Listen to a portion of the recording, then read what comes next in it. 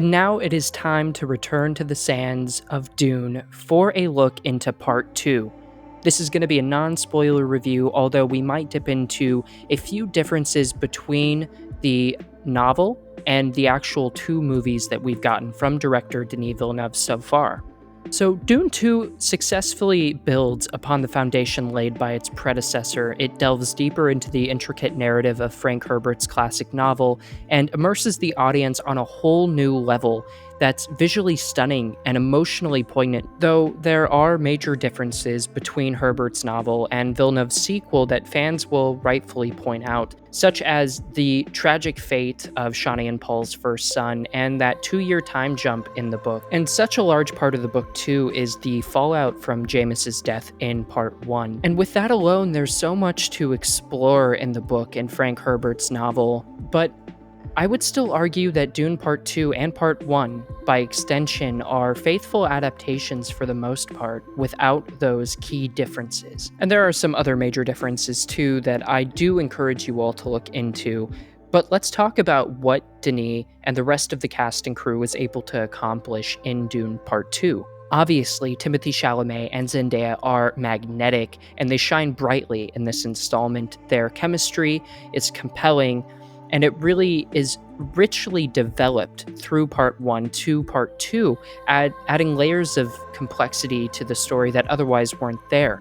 And of course, we have some new cast members with the returning. Paul and Chani's story is kind of at the center of attention in these two movies, and how that builds into something that's going to be more powerful in any future installments. But I must say that I did enjoy the return of Rebecca Ferguson and Javier Bardem with Josh Brolin as well.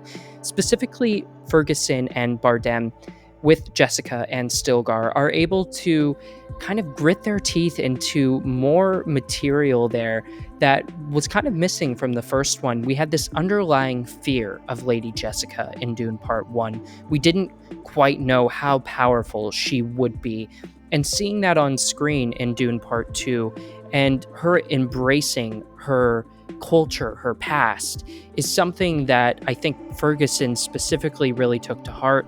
And then for Javier Bardem, that character of Stilgar is given even more weight into the culture and of the people on Arrakis, and you can kind of see why they look to him for guidance. For our newcomers, we have Austin Butler, Florence Pugh, and Christopher Walken with Léa Seydoux. I think that the cast is rounded spectacularly in Part 2, specifically with Austin Butler and Florence Pugh. Feyd-Rautha is downright bone-chilling. And that black and white muted color sequence that we get on the Harkonnens' home planet of Gede Prime with Austin Butler is so frightening, and Butler pushes the performance to the maximum effect. And then for Florence Pugh, it's kind of a similar arc that we get from Chani in Dune Part 1. You don't really know too much about her other than, she's the Emperor's daughter, and she obviously is carrying a huge burden. And we open with narration from her character, and that leads to ultimately the ending of Dune Part 2, where we see the alliances starting to shift and some politics that are coming to the forefront that will really catapult us into Dune Messiah. And the reason I compare it to Chani's character in Dune Part 1 is that she had such limited screen time, but what we did have via narration, via images, was so impactful that by the time that we got to Part 2, everything came together like glue. And behind the camera talent was popping off as well. I mean, Villeneuve's masterful direction is once again on display, deftly balancing grandiose set pieces with intimate moments of introspection. The visuals are nothing short of breathtaking, effectively capturing the grandeur and desolation of the Arrakis desert. Greig Fraser's cinematography is once again elevated by the direction of the film and the performances within, and Fraser rises to the challenge of doing action set pieces bigger, bolder, with the fight sequences, with the sandworm riding. All of it looked spectacular. And yes, the film's pacing may be slow for some. It meticulously sets the stage for the climactic moments that leave the audience with a lot of chewable material to ponder. And the intricate political intrigue and thematic depth may require multiple viewings to fully appreciate, but they contribute to the film's overall resonance.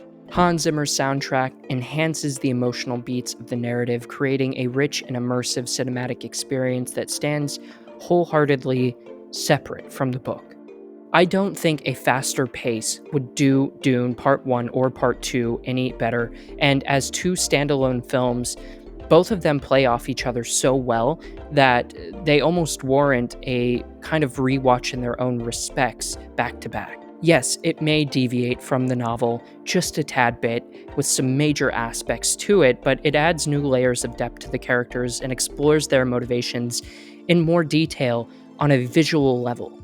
So, whether it's the cinematography, the direction, the soundscapes, the visual effects, the performances, all of it blends seamlessly into a larger story that is meant to be seen on the biggest screen possible. So, I do hope you have had time to go out to the theater to see Dune Part 2 in IMAX, in Dolby Cinema.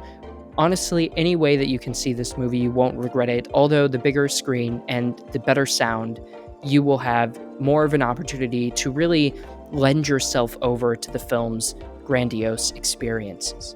And if anything, Dune Part 2 just makes me even more excited to see what the cast and crew are able to do with Dune Messiah if we make it there. And judging off of the opening weekend box office, which doubled from the first film, I think it's pretty safe to say that we are likely to see Dune Messiah in the future. But I want to know your thoughts about Dune. Did you think it was too slow, too meticulous, or was there just enough political and narrative intrigue for you to have a good time at the cinemas? Let me know down in the comments below, and make sure to subscribe and ring the bell so you never miss a notification when we post or go live in the future.